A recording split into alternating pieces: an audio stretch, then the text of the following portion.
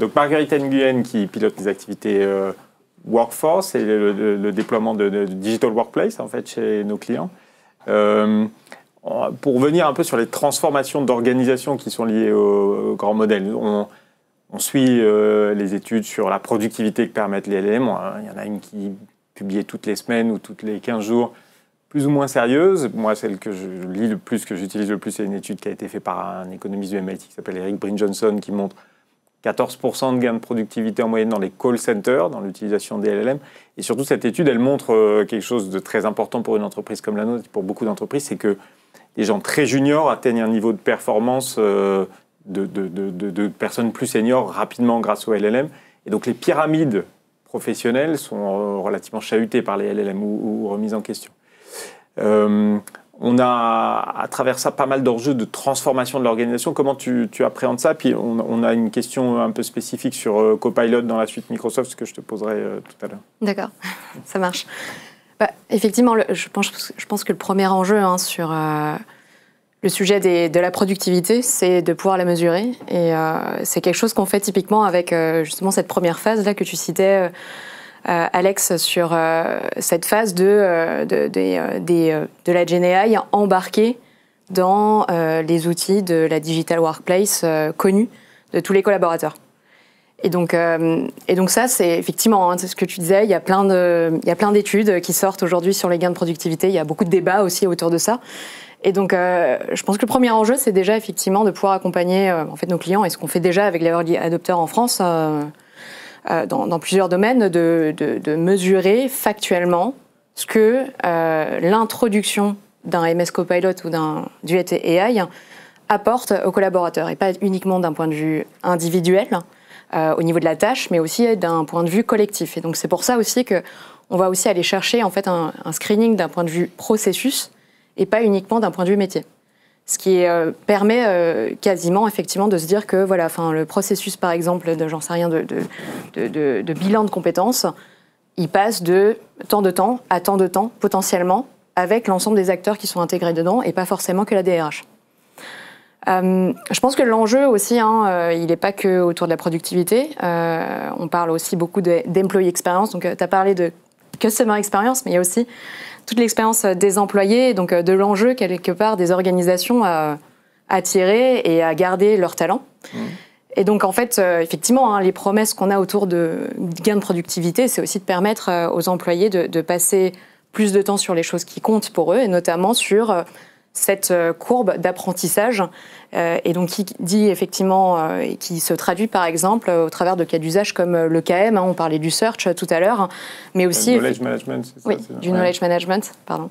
Ouais. Et également, si je prends les managers, c'est aussi un temps qui peut être dédié davantage sur le développement des équipes que sur des relations transactionnelles. Je pense aussi, et tu t'en as parlé en introduction, que évidemment que pour les organisations et leurs employés, le GenAI, c'est aussi un sujet qui génère beaucoup de craintes. Tu parlais de pyramides chahutées, on peut aussi effectivement entendre beaucoup de choses autour de métiers qui disparaissent. Et donc oui, au-delà du fait que c'est effectivement un comportement assez typique qu'on observe en fait systématiquement à chaque fois qu'on voit une nouvelle technologie arriver, les réponses sont déjà, les éléments pour rassurer l'ensemble des employés sont déjà là. Il y a le côté effectivement progressif, on parle de phase, c'est pas tout d'un coup. On parle aussi de readiness, donc de maturité. Tu parlais de la qualité des données, mais on peut aussi parler de la readiness des organisations, comment les organisations sont aujourd'hui et les compétences sont en présence pour permettre ce type de révolution.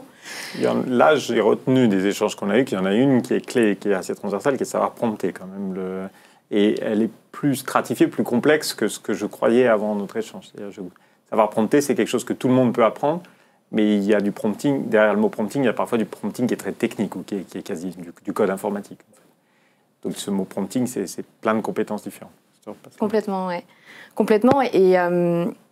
Et justement, quand on parle de prompting, de nouveaux, quelque part potentiellement de nouveaux métiers, de nouvelles compétences, je pense qu'il y a une chose aussi à remettre en avant, qui est que les organisations et les employés ne sont pas que passifs et ne sont pas que transportés par les nouvelles capabilities de la GenAI, mais c'est aussi eux qui vont faire que cette transformation soit un succès. Et c'est pour ça que je trouve que la citation qui est sur la slide est très pertinente. Et ça m'amène aussi un peu à faire le parallèle avec le vélo. C'est que voilà, the bicycle or GenAI is a curious vehicle as its passenger is its engine. Et c'est vraiment cette idée-là on est à la fois transporté en tant qu'organisation, mais on est aussi le moteur de la réussite de cette transformation. Et donc, pour être le moteur de la réussite de cette transformation, il y a deux leviers, en tout cas, deux grandes choses à avoir en tête. Il y a l'anticipation, effectivement, c'est pas parce qu'on parle de changement de métier en 2025 que c'est un problème de 2025.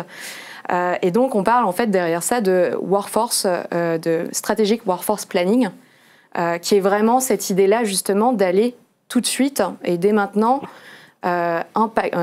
évaluer les impacts au niveau des métiers actuels, des compétences aussi qui vont être nécessaires pour la mise en place de la GenAI. Et pour ça, effectivement, c'est quelque chose que chez Capgemini, notamment chez des acteurs du retail et au niveau de la manuf, et pour des sujets, on va dire, assez différents et pas uniquement liés à la GenAI, on s'est doté de la capacité à screener 10 métiers en seulement 4 semaines. Oui, par rapport à ce qu'on appelait autrefois la gestion prévisionnelle des emplois et des compétences, qui gérait des masses, l'évolution de ces masses, le strategic workforce planning part vraiment de l'idée de redessiner le métier, en fait, proprement dit, et de voir comment ce métier se projette dans l'avenir, dans une complémentarité entre un modèle, une série de modèles, des technologies, et un salarié qui est repositionné dans ses tâches. Tout à fait. C'est ça ?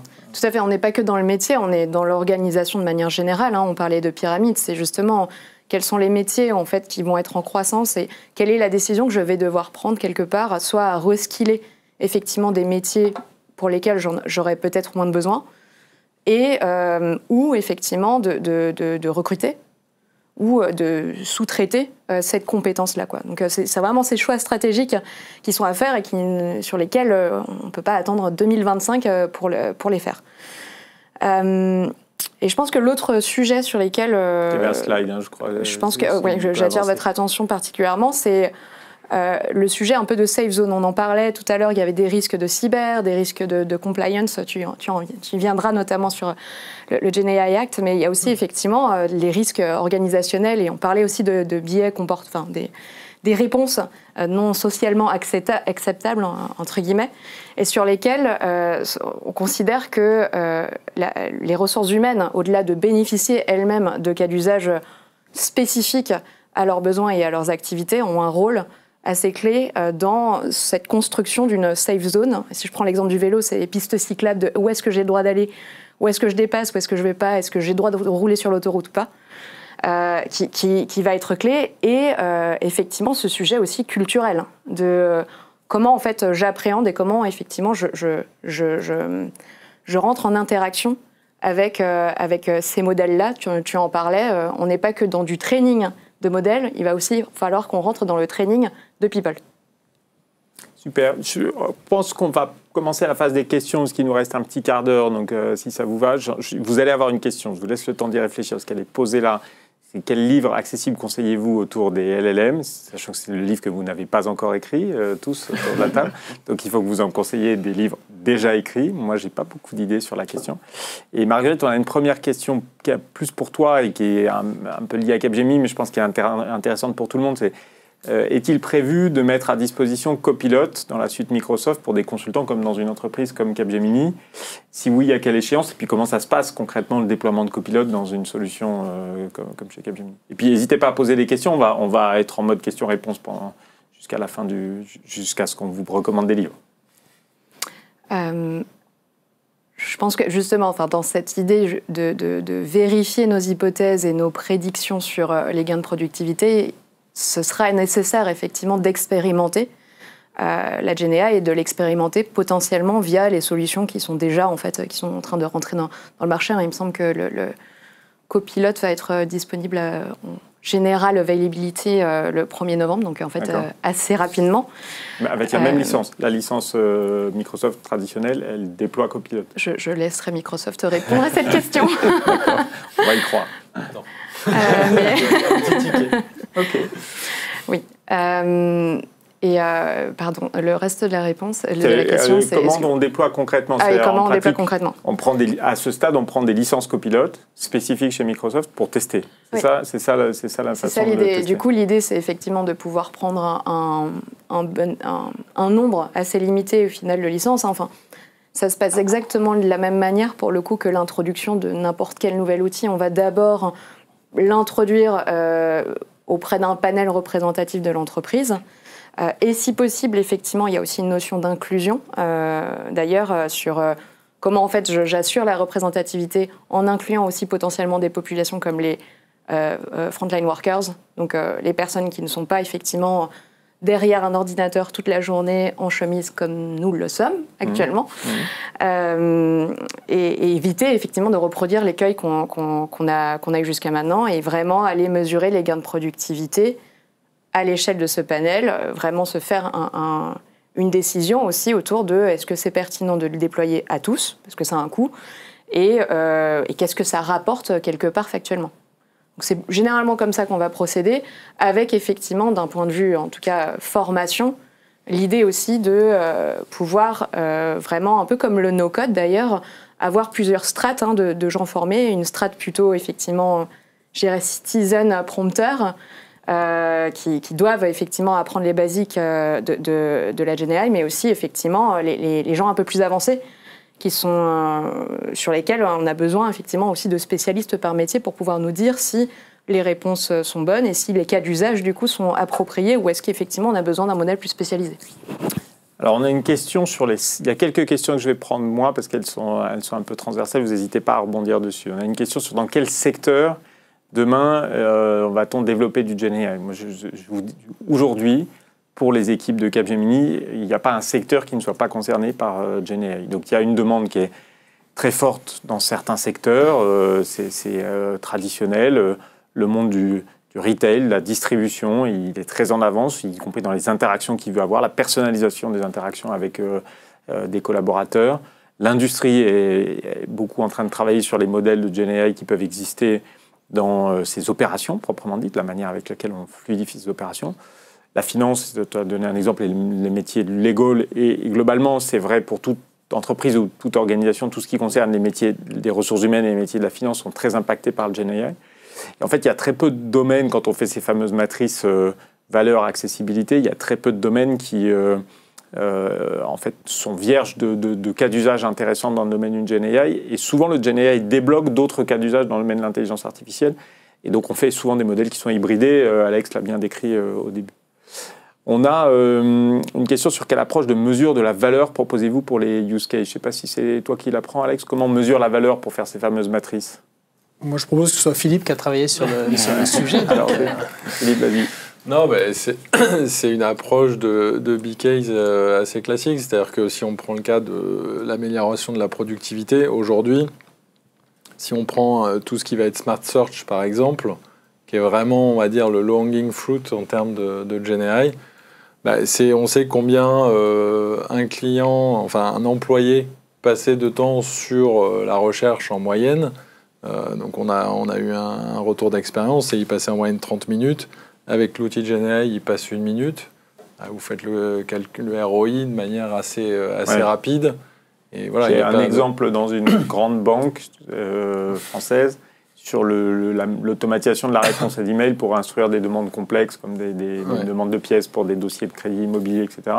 Et on mesure la durée moyenne de réponse. Ou dans des processus industriels pour le traitement de non-conformité, le gain que fait gagner le délai de traitement d'une non-conformité repérée dans une chaîne de production. Mais parce qu'effectivement, aujourd'hui, la majorité des cas d'usage qu'on a sont vraiment des cas de gain de performance opérationnelle, globalement, ce qui, à terme, va permettre justement aux employés de se concentrer sur du gain de valeur, parce qu'il va pouvoir se concentrer sur les tâches à forte valeur ajoutée. Donc et ça, c'est plus difficile à quantifier.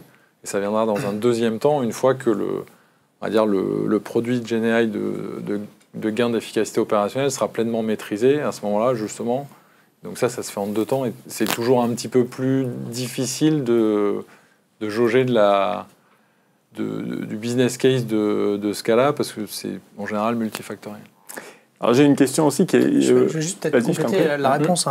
Je pense que sur la notion de création de valeur, il y a aussi la notion de passage à l'échelle. C'est-à-dire qu'il y a la valeur théorique qu'on va observer dans un BKS ou qu'on peut même observer lors d'expérimentations initiales.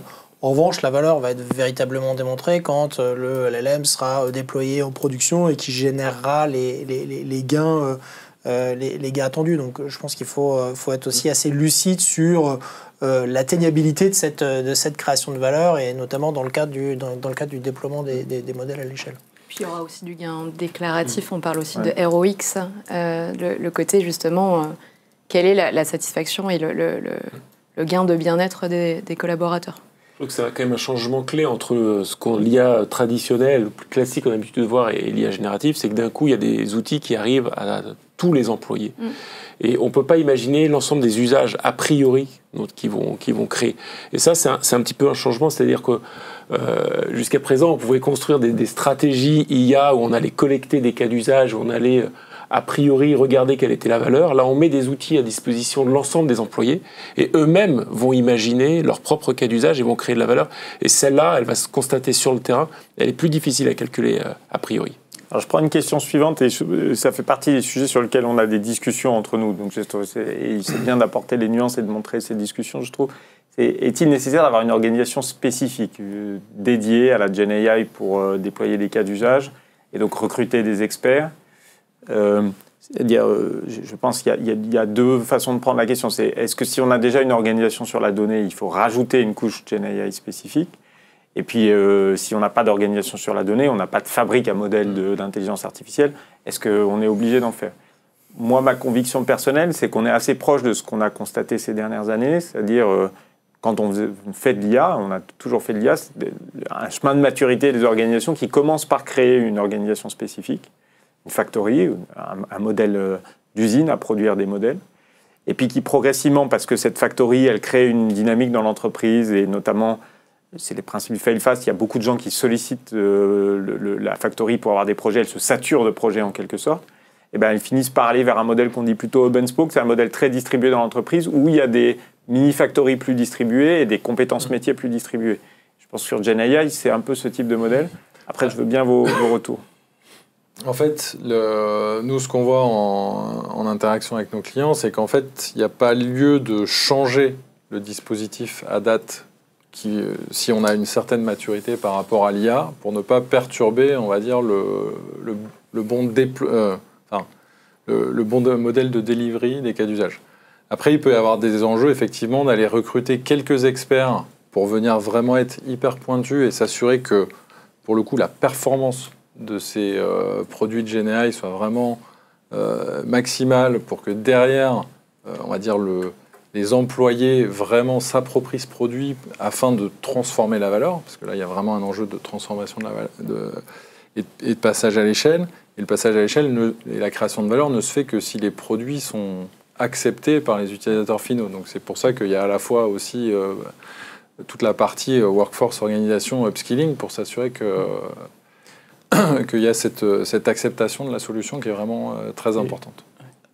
Vas-y. Non, sur les profils dont Philippe parle, c'est principalement en fait, des gens qui viennent de la data science et qui subskill sur la partie de GenAI, parce que la GenAI n'est pas un nouveau métier en soi, c'est des gens qui viennent de la partie data science et qui ont suivi l'évolution de ce qu'on a parlé, les transformers, ainsi de suite, et qui, quelque part, sont arrivés naturellement à cette nouvelle couche qu'est la GenAI.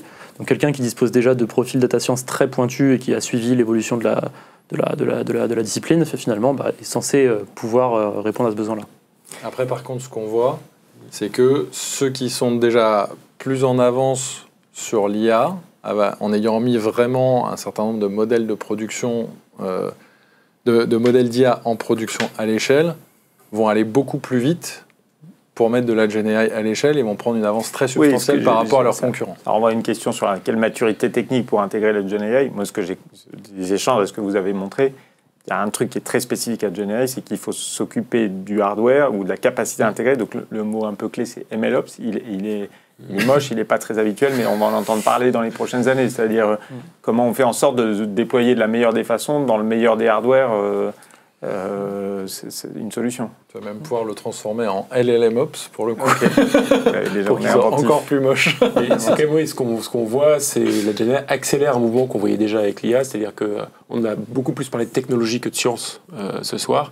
Et donc finalement, les profils data science qui montent sur ces sujets sont des profils qui montent aussi en compétence sur des sujets de plus en plus technologiques. Ah oui. Et c'est un équilibre entre data engineer et pure data science qui est de plus en plus quand même du côté data engineer, et avec ces fameux profils de MLOps ou LLMOps de demain qui permettront de les passer en production. Mais la composante tech, elle est encore plus forte que sur des sujets IA. Je me garde une question pour ma conclusion. Un livre. Vous auriez un livre de chevet pour quelqu'un qui voudrait passer ses vacances à entendre parler du LLM, ou pas les vacances, le week-end? Moi, j'en ai un, mais c'est une bibliothèque à livre ouvert qui s'appelle Archive. Voilà, malheureusement. Mais parce qu'aujourd'hui, en fait, ça va tellement vite. C'est une bibliothèque de sciences qui est vraiment ouverte avec aussi des papiers, du code et autres. Il y a un super papier d'une 40aine de pages qui est publié par Sadour qui fait un gros résumé de ce qu'on vous a dit là. Exactement. Et parce que comme je disais, plutôt, c'est que le paysage est tellement foisonnant qu'en fait, le livre qui a été écrit il y a 3 mois, il est juste obsolète. Moi, j'aurais recommandé une vidéo qui est celle qui a été faite pour un des événements de Microsoft d'Androuj Karpati, qui est le Chief Technology Officer de Microsoft. Et j'ai trouvé la présentation d'Alex beaucoup plus pertinente que celle d'Androuj Karpati. Donc, je préfère vous recommander la vidéo qu'on produira. Alex ? Alors, il y a effectivement la base Archive qui est la base de référence. Moi, je voudrais faire quand même un petit pas en arrière sur les livres et recommander bien évidemment Ray Kurzweil, La singularité est proche, qui, même s'il a été écrit il y a un certain temps, je pense, traduit bien l'évolution et la direction que l'humanité prend. Et je pense que c'est une réflexion un peu philosophique sur, aujourd'hui et demain, on va avoir des modèles, des algorithmes qui vont rentrer en concurrence avec l'intelligence humaine, et de plus en plus, jusqu'où on va aller? Est-ce que c'est une singularité, comme il a l'air de le penser, où tout le monde va se fondre dans une sorte d'entité numérique ou autre chose? Voilà, je pense que c'est un bouquin qui permet de prendre un petit peu de recul sur l'évolution de la technologie. Et au-delà de ça, je voudrais également, si vous souhaitez vous développer dans quelque chose, c'est les techniques de prompting. Il y a de très bons guides sur le prompting qui sont disponibles, y compris en français. J'ai plus la référence en tête, mais je pense qu'on peut les... Une formation en ligne qui est faite par Andrew Ng aussi à Stanford, qui est accessible pour tous. Donc ça, c'est très bien.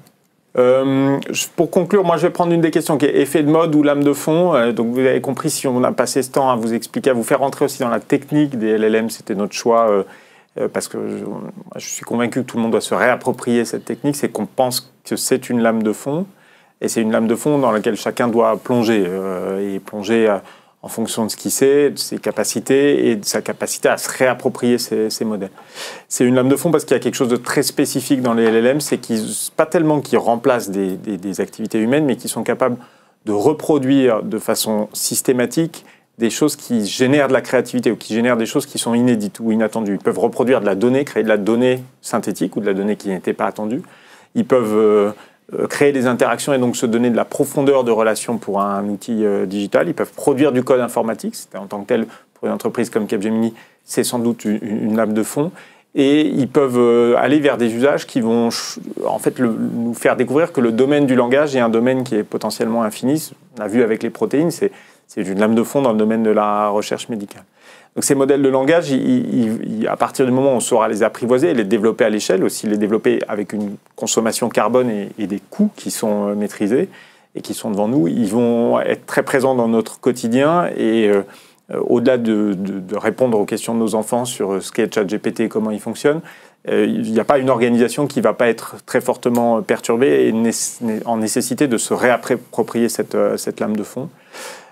On est tous convaincus, Marguerite l'a détaillé, que ça va changer notre façon de travailler, pas seulement parce que ça crée de la productivité, mais parce que la manière de se saisir de cette productivité change nos organisations, et y compris nos pyramides de travail, nos relations professionnelles, mine de rien, en faisant accélérer les compétences d'un très grand nombre. C'est important que vos organisations se préparent. Pour les équipes de Capgemini, on fait des formations, et tous les consultants de Capgemini ont accès à des formations pour ça. Et on restera dans cet état d'esprit. C'était un peu l'idée de notre web event, de partager à livre ouvert avec nos clients, nos meilleurs clients, nos clients de confiance, nos réflexions internes, la manière avec laquelle on mûrit sur ces sujets, et puis vous ouvrir les livres sur ce qu'on découvre sur le plan technologique, les impasses qu'on constate et les succès qu'on enregistre. Je pense que c'est nos fonctions, notre mission de rester à vos côtés pour apprendre avec vous. Merci à tous et bonne soirée tout le monde, avec ou sans LLM. À bientôt.